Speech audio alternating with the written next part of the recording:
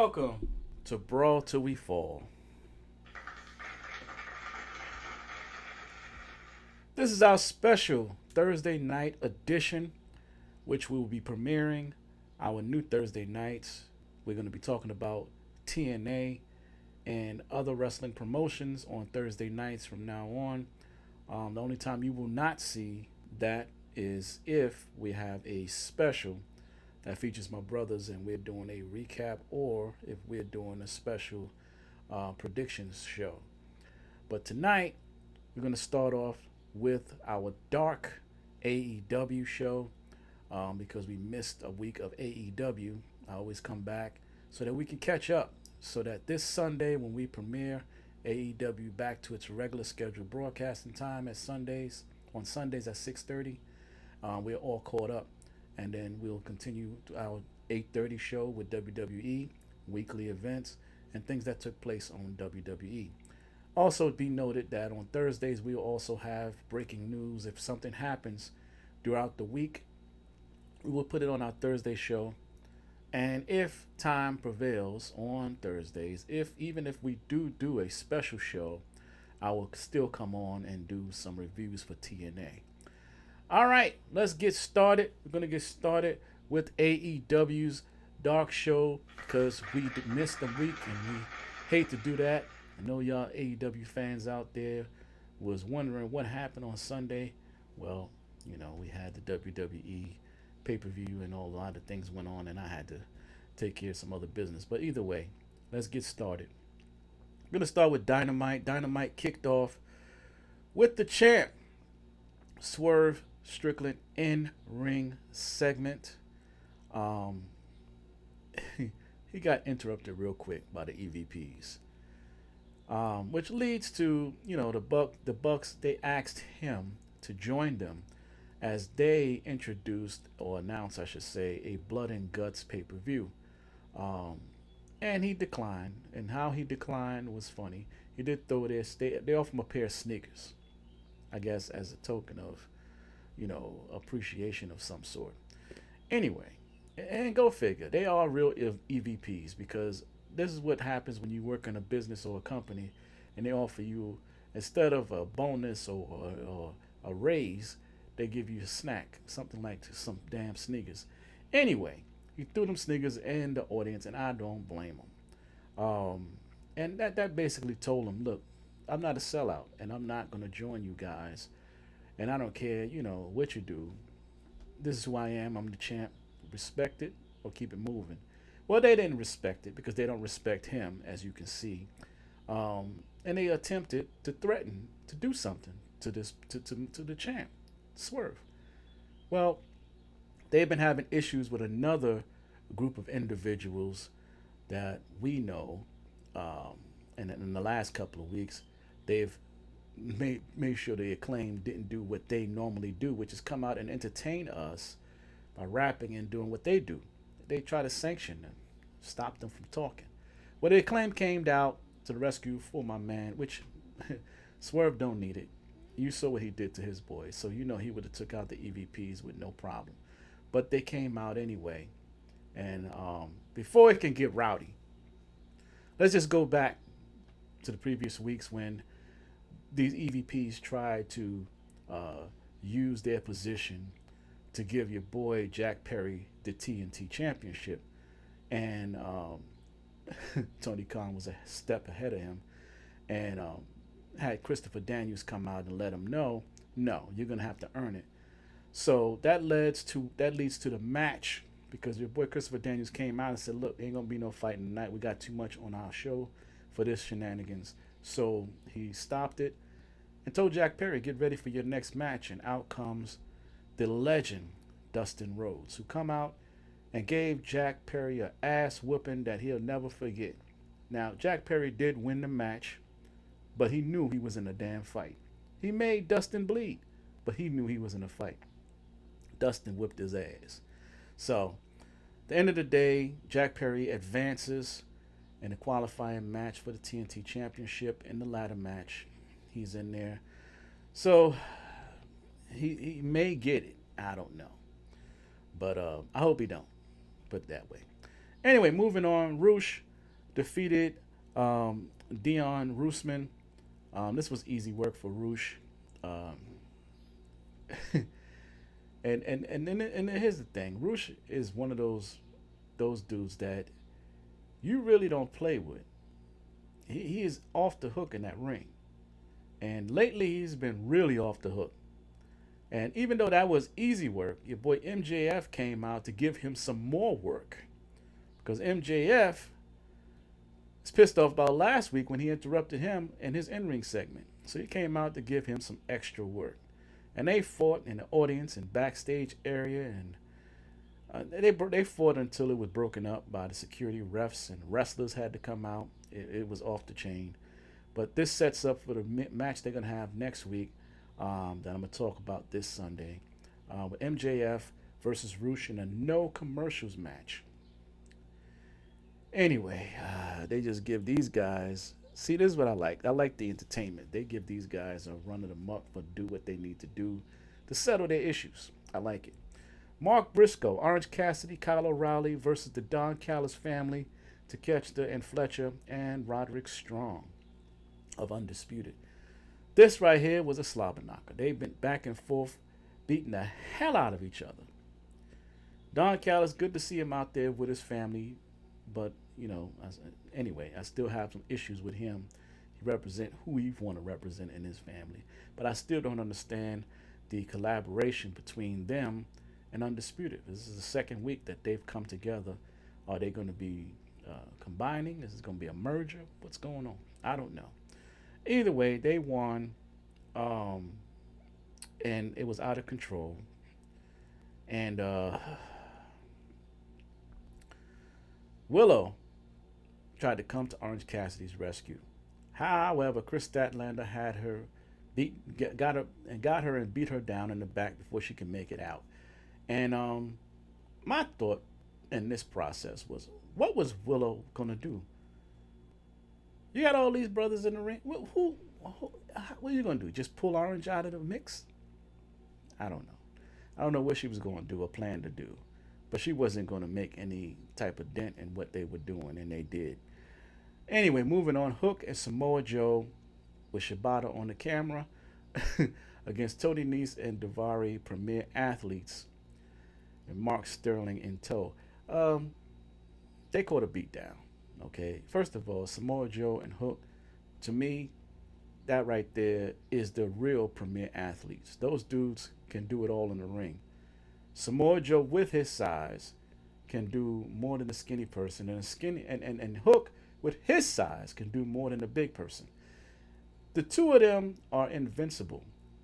But then you put Shibata in the mix. This right here is a trio that should go for the trios championship. I believe in my heart they would win it. I know they win it. The only way they lose that, and here's the thing, they may have to get a fourth person just to watch their back on the outside, and I believe Taz can do that. With that being the case, they would definitely beat the Bang Bang Gang over there. Yes. Bullet Club Gold ain't got nothing on these dudes, and I believe they should go for that that trios championship and take it. And I believe if they get it, ain't nobody coming to get it from them. Anyway, moving on. That's my opinion, and I'm sticking to it. All right. TBS Championship match. CEO Mercedes Moné. She got challenged by CMLL Zeus. Great challenge for CEO. Show what she can do in that ring. She did defeat her and keep her belt, which to no avail. I knew that was going to happen. But this was a great matchup. They did match each other pound for pound. It was great. Awesome matchup. And like I said, it's preparing her for what's to come. And I can't wait to see what that is. Moving on, the Learning Tree in-ring segment. Big Bill starts things off and introduces Chris Jericho and Brian Keith. I guess he's the enforcer now. They all come out. And Chris, of course, has some few words until he introduces their guest, which is Private Party. And he wants to teach them some things. Here's my thing, Chris. I've learned this a long time ago. Do not teach anybody anything unless they ask you to. And Learning Tree got an actual lesson in just that because it was the private party that taught them a lesson about gravity in the ring. Chris Jericho was perched up on the ring, and they took him down and took out Big Bill and Brian Keith, and these boys are not to be played with. And private party, they had a party at the expense of the Learning Tree. Anyway, moving on. Daniel Garcia, he defeated Nick Camarado, very very hairy man, but this was quick work for Garcia. To no avail. Hey, Garcia is moving up in that ladder. I can't wait to see where he goes from there. The finale. Let me tell you something. Will Ospreay, I'll say it again, to me, my opinion, he is one of the best in the world. Whenever you can, any match, it don't matter who he would be facing. He could be facing the 4 midgets. It don't matter. He is going to bring that heat. He's going to bring it every time. But against Rey Fenix, this right here was a match that was pay-per-view worthy. I would have paid to see this match. It don't matter if it was $25 to $200. I would have paid. This was a back and forth, high-flying, speed match. This match was awesome. These guys pulled out all the stops and showed skills. And man, it was great. This was a great finish to AEW Dynamite. And like I said, anytime Will Ospreay get in that ring, you know you're going to get your money's worth. So give it up to your boy, Will Ospreay and Rey Fenix. They pulled it out. But Will Ospreay is still the champ. And then he's going for that, for the heavyweight. So he's trying to be a 2-2 champion having dude. And he had the belt on in the ring with your boy Swerve to show what it would look like on him. And I'm going to say this. Rey Fenix put him to a test. He's ready. He's ready for Swerve. And now, Swerve, you got to be ready for your boy. Because Will is going to bring it. So, but that ends off Dynamite. Thank you for watching. Stay tuned. I ain't finished yet. Next up is Rampage, and we're going to get into that and just recap what happened last week on Rampage. And then finale, Collision. Stay tuned after these messages.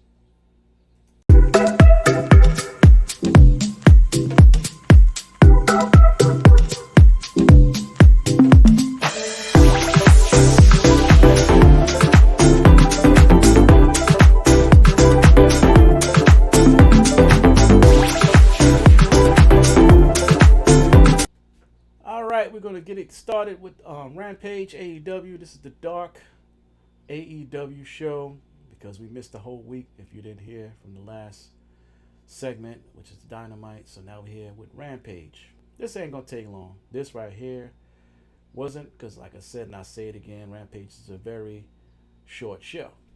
So, but I will say this. This was a very entertaining show. So you're stepping up your game. I love it, AEW. You get an applause for that. All right. So it kicked off with my girl, Timeless Toni Storm, the AEW Women's World Champion. She defeated Alex Windsor. This match was no easy match for Toni. It wasn't. Windsor gave her the business. And Luther and Mariah May made their presence felt, but to no avail. Toni pulls it off for the win and the power driver. And she calls the Storm Zero, which I think is awesome. Awesome finisher. All right, moving on. Trios tag match. Now known as the Cage of Agony. They defeat the 3 jobbers Solomon Tupu, Jay Morstan, and Kevin Gutierrez with ease. This right here was an easy match for the Cage of Agony. So, Brian Cage, I still don't think you're a manager, and it shouldn't be called a Cage of Agony. Anyway, moving on. Rocky Romero versus The Shooter. Shata Umino. Now, the shooter, from what I hear, was trained or was a part of the Moxley group of students that he had. So it was to no avail that the shooter would get the win over Rocky Romero. So wasn't a bad match at all. Like I said, for Rampage, they're getting better and better every week. And they're keeping my attention with this one. So, Satnam Singh. Now this, to me, was interesting. Wasn't really, the match wasn't interesting. What I find interesting is they're not putting Satnam Singh in the ring. Before, when his group was getting beat up, he wasn't nowhere to be found. Now they're putting him in there against jobbers, and these are 6-second matches. They got to do something about that. But anyway, I would like to see him in the match with Big Bill. That's who need to be in the match with Satnam Singh. That would be a very, very interesting face-off. I want to see who's the tallest. But anyway. But next, Jay Lethal, who was out there during this match with Sanjay Dutt, claims that he can beat the Bastard Pack in less time than it took Satnam Singh to beat Rosario Grillo. Now, you know damn well that wasn't going to happen. Jay, you are my boy, fan of yours for the longest, but you know damn well that was not going to happen. And he tried. He hit him with the lethal injection. He hit him with everything. But guess what? Even with all of that he did.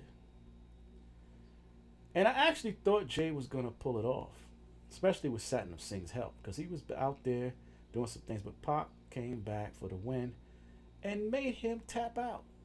Yes, he tapped him out. He made him quit. But that ends Rampage. Like I said, it wasn't going to be before you long. That's the end of Rampage. Stay tuned for Collision, which was very, very entertaining. Alright, stay tuned. Be right back. Hey there, wrestling fans. This is your boy Teo, the host of Brawl Till We Fall. And I want you to check out my show every Sunday. We have 2 shows. That's right, we have 2 shows on Sunday night.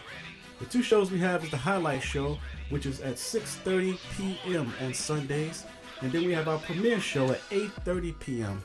on Sundays. So check us out. We also have our Thursday night Let's Talk About It show featuring my brothers, and hopefully sometime in the future we can have some wrestling stars or somebody to come out and talk about the pay-per-views that's coming up on that weekend. So every Thursday, right before the pay-per-views, we have our Let's Talk About It show. So check us out.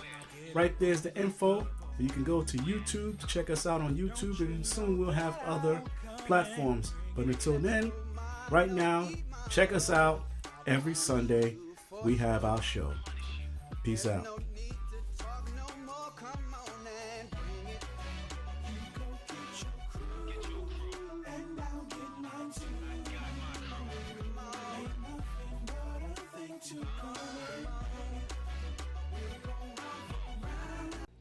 Alright, we're back with AEW's Collision. It was their 1-year anniversary.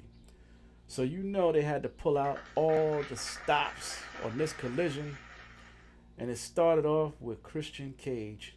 And it was Father's Day weekend, which is another reason why I did not promote. It was Father's Day. It was my day to do what I needed to do, whatever I wanted to do, and all that good stuff. And happy belated Father's Day to all the fathers out there. All right. The Collision kicks off with Christian Cage backstage segment calling it Christian Cage's Collision, promising a very special night. And it ended like that, in a sense. Anyway, the first match was the Blackpool Combat Club 8-man tag war. Because it wasn't a fight. This was a war. Anytime you go up against the Blackpool Combat Club and all of them are in that ring, best believe you going to war. The only thing, though, there wasn't a lot of blood. Normally, when you see any of them in that ring, especially Blackpool Combat Club. There should be some bloodshed somewhere. Wasn't a lot of that. But anyway, they went up against TMDK, the IWGP Tag Champs, Leo Rush, which is my boy, and Rocky Romero. This was an awesome match, though. But again, John Moxley didn't make nobody bleed. Bryan Danielson didn't break up nothing. Claudio, he did get his swing on. But Yuta even, there was no blood. This was a slobber knocker, however, with all the members of BPCC coming together again, preparing. They prepared a beat down for these dudes, and these dudes got it. They caught it big time. But they gave him the business, and they gave him a fight. And I thought my boy Leo was going to win this one, but he didn't. So, again, he loses. But, of course, he lost to a great group, Blackpool Combat Club. All right, let's get into the Acclaim in-ring segment. Apparently, the EVPs banned them from rapping, which is what they do. And in my opinion, that's bad business. But they get the last laugh on Wednesday when they hopefully get those titles back in their grasp. They was about to kick a rap anyway and get fined, but they were interrupted by the EVP's henchman Brandon, who was going to find him. But out comes the acting GM, Christopher Daniels, who said by the authority of Tony Khan, the fines were reversed and they said they get their money back. And so they took their frustrations out on Brandon. And the, like I said, the Acclaim got their last laugh on that show, and they hope to get their last laugh on next week's Wednesday show. Deonna Purrazzo versus Thunder Rosa, no DQ match. This was something you don't see in other promotions too often. These two, they really went all out in a no DQ match. They put their bodies on the line. It was an awesome back and forth match. There was some things in here I never seen before between two ladies they were doing in that match. It was crazy. However, once again, Deonna gets the win. At this point, I think Thunder Rosa needs to either join her, because she can't beat her, obviously, or choose someone else to fight with. Simple as that. Moving on. Dalton Castle versus Hikaru, or Hechicero, I should say, of Gates of Agony. It took as long as it took Satnam Singh to beat his opponent on Rampage. 6 seconds for Dalton Castle to get beat. And then this crew comes out. Daniel Garcia came to the rescue because he was about to catch a beat down by the Gates of Agony. But to no avail. It didn't go that way. You know, your boy Garcia has been coming out lately and defending people and challenge. You know, anybody that's been put in a position where they are outnumbered, Garcia's to the rescue. He might as well wear a cape. Now, Christian Cage had an in-ring segment with his family, the Patriarchy. Father's Day special. You had gifts in the ring and all kinds of things was going on, but I didn't like how he treated Killswitch. I really don't. I think that needs to be taken out of, or Killswitch turns on him. But this is something I've been waiting for to happen in other promotions. So it is, some of these wrestlers have a syndrome where they allow other wrestlers to just, even though they can beat them, to basically put them beneath them in a sense. Like they can't do better by themselves. And in the Killswitch, I don't know. Maybe he can or maybe he can't. I don't know. But now that his boy is a bad guy now, why don't he just go back over there with Jungle Boy over there? Anyway, moving on. But it was ridiculous. The issues and all that. They got family issues. And he looked like he was pissing off Killswitch, but he didn't do anything. And he's talking about he's going to, defeat his next opponent. Which I'm going to show you who that is. but he claimed to run AEW and Tony Khan is his son, which makes Christian very delusional. But anyway, speaking of delusional, backstage shenanigans from the Bang Bang Gang, Top Flight, Dante Martin versus Lee Moriarty. And a ladder match qualifier match for the TNT Championship.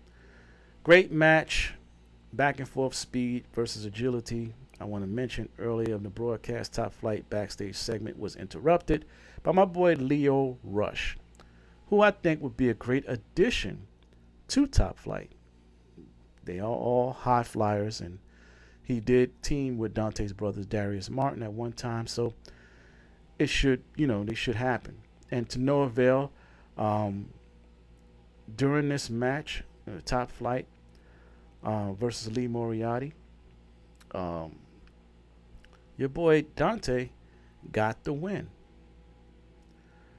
But he did not win the war, because after the match, he got attacked by Taylor Promotions, and Top Flight was there after he got beat down, I should say. But Lio Rush came to the rescue, and the stare down came, and they should just embrace him. He came to the rescue. He don't even rock with y'all like that. Anyway, Roderick Strong on commentary as Kyle O'Reilly defeated Anthony Henry. Never mind. I was going to say no relation to the other Henry over there in TNA. But anyway, the main event of the night was trios match. And this is what I was talking about by delusional. The Bang Bang Gang versus the House of Black. And they talk like the House of Black ain't beat everybody and can't beat them. Like they really got it going on like that.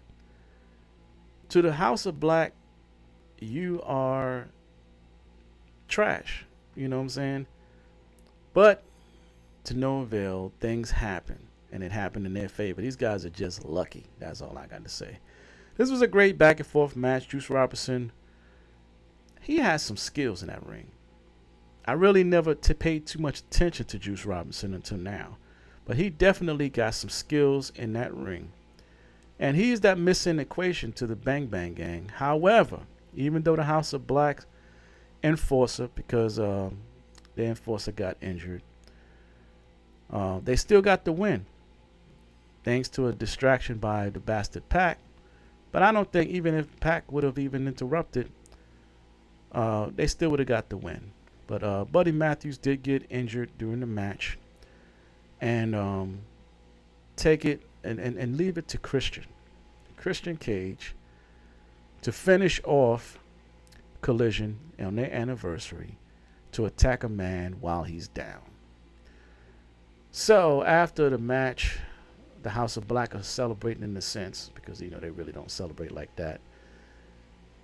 The screen comes on and Christian Cage shows that he took advantage of injured Buddy Matthews and have him laid out because Christian Cage wants the Trios Championship. He's another delusional one. Buddy Matthews is going to whip your ass when he gets up. But now you got the House of Black coming for you, Christian. It's just you and Killswitch, because that little dude that you got there, I don't care how good he is. These are some big dudes that have skills that's beyond you and your crew. Killswitch is the only thing that's standing in your way of giving them any type of competition. And that's all I got. I can't wait till this rivalry begins, but my money is on the House of Black.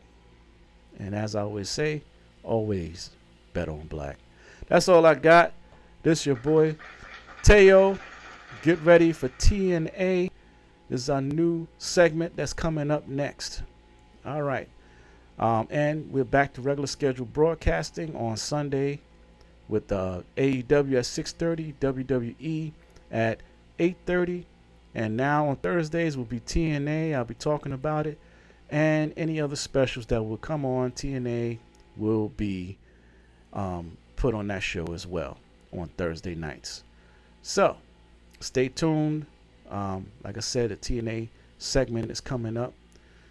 And I'll catch you on Sunday, but I'll catch you next with TNA. Stay tuned. Hello, everyone. My name is Anthony Santos, entrepreneur, venture capitalist. I own some of the biggest brands of clothing, Berkson Clothing, and other stores, MLW Medical Supply, and Pros Business Solutions, where I help others get their businesses and dreams started. Well, today I want to talk to you about a new group that I'm a part of. It's called Next Level Investors. And we invest in real estate. So I'm here to ask for your help. If you're walking by a property, jogging or driving by, and you see a property for rent, give me a call. Let me know you saw something. And it doesn't matter what it looked like. It don't matter what city you're in. Just give me a holler and let me know. And that number is 443-902-3452. Again, that number is 443-902-3452. And if you do me that solid, I'm going to give you a jewel. So today, I'm going to offer you something that you may need. A lot of people suffer from pain. They can't sleep at night. Well, I'm going to introduce you to LifeWave. LifeWave is a new breakthrough technology. It's been around for years, so it's not brand new. But this is definitely something that you may need. It's a patch. It's a simple patch. I wear it myself. It helps you to restore your stem cells and give you rejuvenation. It gives you energy. It can help you with your eating habits. It can help you with your pain and anything that you're going through. So if you're interested not only in using the patch for yourself, but being a brand partner like I am, then you can also reach out to me on lifewave.com/asantos360. Or again, you could call that number, 443-902-3452, and I'll tell you all about it. And how you can also get paid for helping others and be a blessing to yourself as well. Because it works. Trust me, it works. That's all I got. Thank you so much for tuning in to me. And I'll talk to you in a minute. Welcome to Brawl Till We Fall. This is our new TNA edition. We'll be on every Thursday night. Even when we have specials, we'll still be talking about TNA and what's going on this week and every week in TNA. We're happy to get TNA on where we can talk about it because there's a lot of crossovers between TNA and NXT. So we're here to talk about it. TNA just had their pay-per-view Against All Odds. And we're about to talk about what happened on Against All Odds that just happened this last week in pay-per-view. All right, so we're going to start off with the pre-show. The pre-show, we had Sami Callihan. He defeated Jonathan Gresham. If you don't know who Sami Callihan is, he is a hard-hitting brawler. He used to tag team with Jon Moxley, and they beat the hell out of some people. And that's what he's still doing, beating the hell out of people. And he beat the hell out of Jonathan Gresham and got the win. Also in the pre-show, we had TNA Knockouts World Tag Team Championship match with the Militia, Alicia Edwards and Marsha Slamovich. And they had Eddie Edwards and Brian Myers out there. And they defeated the Hex, Allison Kay and Marty Bell. Now this was an interesting match. I even thought the Hex was going to win. But the Militia retains, even with, they had all that cards stacked against them anyway. It was too much. Because if you don't know who this group, the Militia is, they're part of the System, which rolls with Moose. We're going to talk about him a little bit later, but now you know who they are. Moving on to the main show. The main show was Steve Maclin and Mike Santana defeated the Rascals, Trey Miguel and Zachary Wentz. And this was a great match. I've been following Santana's career since the Conan days. And he teamed with a few heavy hitters like Eddie Kingston and Chris Jericho. And now he's back in TNA handling business. So this was a great win for Mike Santana. He's still doing his thing and handling his business. Give him an applause. All right. PCO defeated Rich Swann with AJ Francis in his corner. He shouldn't have lost that match. I'm sorry, but Rich Swann shouldn't have lost that match. But shout out to my brother. He is a Baltimore native brother, and he's still hanging in there. So he's been hanging in there a lot longer than I thought he would. So, and that was a hell of a fight, but to no avail. He got caught out there by PCO. Now, after the match, there was a love connection. PCO, he had apparently sent Steph DeLandum a love letter, and she came out and answered him, and yes, he got a date going on. So, applause to love. So, good luck with that, PCO. All right, the Namath brothers go for the gold against the system. And I was just talking about them and them system. System ain't no joke. Eddie Edwards and Brian Myers. But as we all know, you can't beat the system. And we've been trying to do it for years, but we can't beat it. Especially when the numbers game is stacked against you. And the system retained the tag titles. So, as much as I love the Namath brothers, and I don't really know about the younger Namath, but I do know about Dolph Ziggler. He was the main WWE star over there, and part of the Namath brothers. But to no avail. Dolph, good luck in your future endeavors, but I think you need to pick some different opponents. But we're going to see what happens at the end of this show. He might have joined up with a group that might can take out the system. Stay tuned. All right, moving on. Joe Henry. I don't believe in Joe Henry. I don't even like the dude. I'm going to be honest with you. Everybody cheered for the dude. He reminds me of a old school Dino Bravo. If you haven't been watching wrestling as long as I have, you know who Dino Bravo is. That's just who he reminds me of. In fact, I think he's trying to imitate Dino Bravo. But anyway, he lost his match against TNA veteran Frankie Kazarian. Now I like Frankie. Frankie is my little boy. But Frankie used some veteran moves to win, and his veteran move was an actual loaded weapon. And he gets confronted after the match by Steel and gets laid out with a single punch. Boy, Frankie, you got to fix that glass jaw. Anyway, moving on. Mustafa Ali defends the X Division Championship with... He actually beat Trent Seven. Now, back in the WWE, Mustafa Ali was the face. He was a face over there. But since he been over here, not so much. This dude's been playing dirty. And this right here was an example. He played dirty on this dude. He hit him in the below area. And he got that 450 splash still going on. And then hits him with the sharpshooter to get the title retained. Man, Mustafa Ali, you really have changed. So I guess changing brands can change a person. ABC, Chris Bay and Ace Austin defeated Josh Alexander and Eric Young. There was too much dirtiness going on in this match, and I'm an Eric Young fan, win or lose, and he lost. Yep, he got beat by ABC. I mean, I don't have no words for this. Another one that should have won, and he should be doing something different.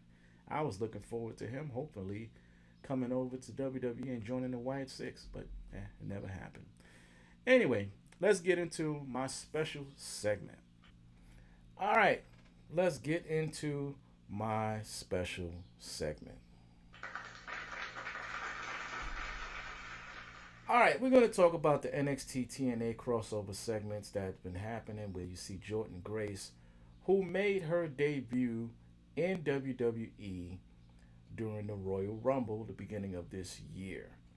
And since she came back to NXT to challenge Roxanne Perez for the NXT Championship, she had a match prior to that on NXT, and since went back over to TNA and made an issue to anyone that wanted to come and take her TNA Knockouts Championship.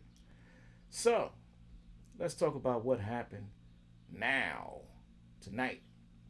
So she's in the ring, and she issues a challenge, and none other than Tatum Paxley comes out, and she answers the challenge for NXT. She's representing NXT, so I got to give her one. Now, if you watched NXT's Battleground and you know that Tatum Paxley was out there, as well as this other lady that was out there during this match named Ash, and they were out there and they were basically looking at Jordan Grace. Now, Jordan Grace is a big girl. She got muscles everywhere. And now I want to say this too. During Battleground, she did receive an injury where her earring was ripped out of her ear.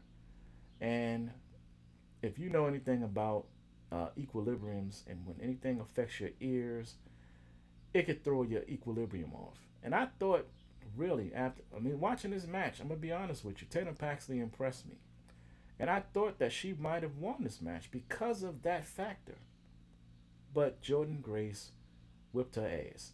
So, she's still a TNA Knockouts champion. She still got the belt. The way I look at it is now 1-on-1. So, NXT got one. They beat Jordan Grace on their territory. And Jordan Grace beat one of theirs, Tatum Paxley, on TNA grounds. You 1-on-1. So whichever one of y'all, whichever show has either a TNA or NXT star, they should get the win. Maybe a belt needs to be exchanged. I don't know, but it would be entertaining. Anyway, that's what I got. Jordan Grace did win and keep her championship.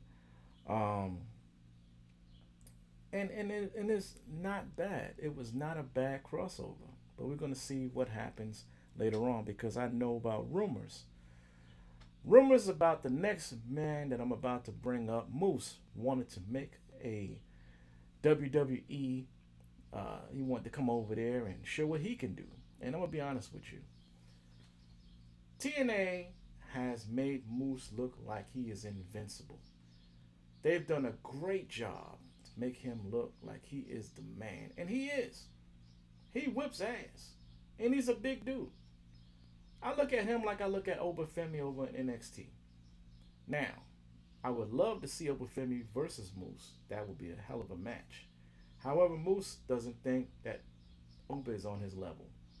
And Moose has been doing this for a while, and Oba just started, so in a sense, he isn't. He wants to wrestle the big dogs. And I'm going to be honest with you, I don't think anybody in SmackDown or Raw can really give Moose the challenge except for The Rock. But that's more Mike than physical in a sense, because Rock is older now. Hell, we're the same age, and I ain't trying to get his body slammed by nobody. And then, on the other end of that, I mean, you do have Cody. Cody is great, but I think Moose will hurt Cody. As far as Big and Braun Strowman is the only dude, unless they bring back Brock Lesnar. But other than that, who really on SmackDown or Raw can really give Moose a run for his money? Well, we just have to find out. I don't know who WWE have in mind, but I don't know. Anyway, let's get to the last match of the night, the finale, the main event. Moose versus Matt Hardy. This was an unbelievable match. And I mean unbelievable because ain't no way in hell Matt Hardy was going to beat a Moose. No way. And I'm a Matt Hardy fan. But you can do as many swanton bombs, twist of fates you want. If you can get them on Moose. You wasn't gonna beat this dude. Now Matt came close a couple of times, but hey, it was, like I said, unbelievable. First of all, foremost, you have to understand that Moose is not by himself. He has the system, which was all around the ring. And you had a couple of distractions from Ashley. And it was so bad that Matt Hardy, Rebecca Hardy had to come out and fight Alicia to keep her from distracting and interrupting the match, which only led to the demise of Matt Hardy, because with that, he accidentally speared Rebecca, causing a distraction that led to Moose spearing him and winning the match, retaining the title. Moose ain't giving up that belt. So I don't care who he faces. He ain't giving up that belt. Ain't nobody over there and TNA can take that from him. And I'm going to just say this. AEW, you need to take some notes. Because you treat your champion, Swerve Strickland, like crap compared to Moose. They treat him like a king. And that's the way you're supposed to treat Swerve. He ain't did nothing but work since he been there. You killing that boy, man. You making him look like he back in slavery. Meanwhile, my man Moose over here look like he in the house. You know, never mind. I ain't going through all of that. We just celebrated June 9th, June 10th. I'm not going there. Anywho, that's what really, it gets to me though, that Moose is treated great in TNA. But at the other end of it, I'm happy to see my brothers doing well over there. Well, that was not the end of the drama. So after the match, the system and Moose decided to give my boy Matt Hardy a beatdown, even though he won the match. Still gave Matt something to remember them by. And he had some help come out, finally, other than Rebecca. The Namath brothers came out and tried to help, but they caught a beatdown. The man I don't like that much, Joe Henry, came out and he caught a beatdown.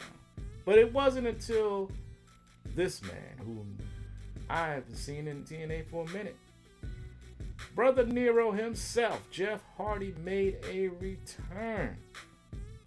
Dropped a couple of swanton bombs here and there and let them know he is back. And he's standing side by side with his brother Matt. And it was great to see the Hardy boys back together. And this goes back to what I was saying. The Namath brothers with them may be a nice faction. Minus Joe Henry. But yeah, nice faction. So we're going to see how this turns out in the next couple of weeks. Like I said, I'll be back every Thursday. We're doing TNA right here on Brawl Till We Fall, 8:30 p.m. And even without specials, because next week we got a special coming up, but we're going to do a prediction show for the following pay-per-view, Forbidden Door at AEW. So stay tuned, me and my brothers, or it may just be me, who knows. Anything can happen on this show, Brawl Till We Fall. So thank you for watching. Peace and love and all that good stuff.